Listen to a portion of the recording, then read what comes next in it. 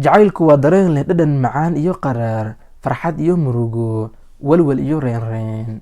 waxaad jeceshahay qof, waxaa laga yaabaa in qofkaasi uu kuu jecel yahay si la mid ah sidaad adiga u jeceshahay. laakiin marmarka qaar bini'aadam ayaa leeyahay, waa la kala xanaaqi karaa, waa la kala aamusi karaa.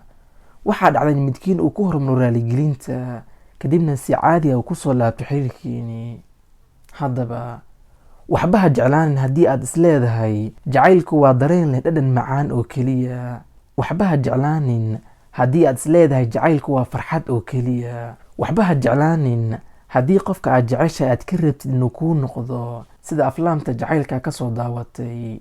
markastana aad filanayso farxad, qusul, ciyaar iyo jacayl.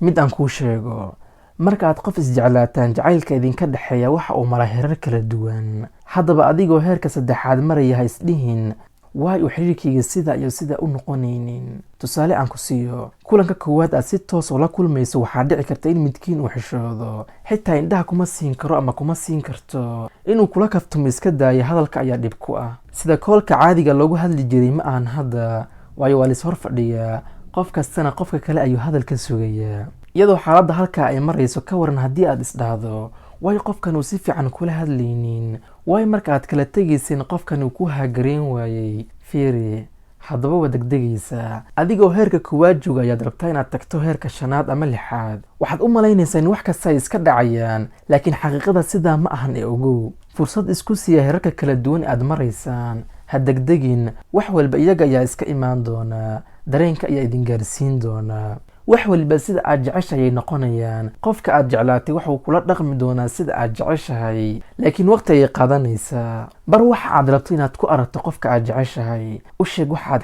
xiisaynayso. uga sheekay sida aad jeclaan lahayd inaad noqotaan. qisooyin qurux badan uga sheekay oo ku saabsan jacaylka. waxaad qofka garaadkiisa ku dhisaa jacaylkaad adiga rabto si aad u hesho. jacaylku waa dareen qurux badan, wallaahi been kuma sheegayo. way kala duwan yihiin qofka haysa qof ay si dhaba isu jecel yihiin iyo qofkanan haysan. way kala degnaansho iyo naxariis badan yihiin, way kala farxad iyo qusul badan yihiin. qofka wax jecel ama nool jacaylka ma xanaaq badna, waxa uu yahay qof degan oo aamusan, dhowl cadayntiisana ay badan tahay. waxa wejigiisa aad ka dareemaysana qofkani uu ka dambeeyo qof, xitaa awoodda kalsoonidiisa ayaa adiga ku saameynaysa oo kaa dhigaysa inaad ka masiirto. jacaylku waa qurux aan la qeexi karin. waxuu shakhsiyadda qofka ku qurxiyaa dabeecad wanaag, farxad iyo kalsooni weyn.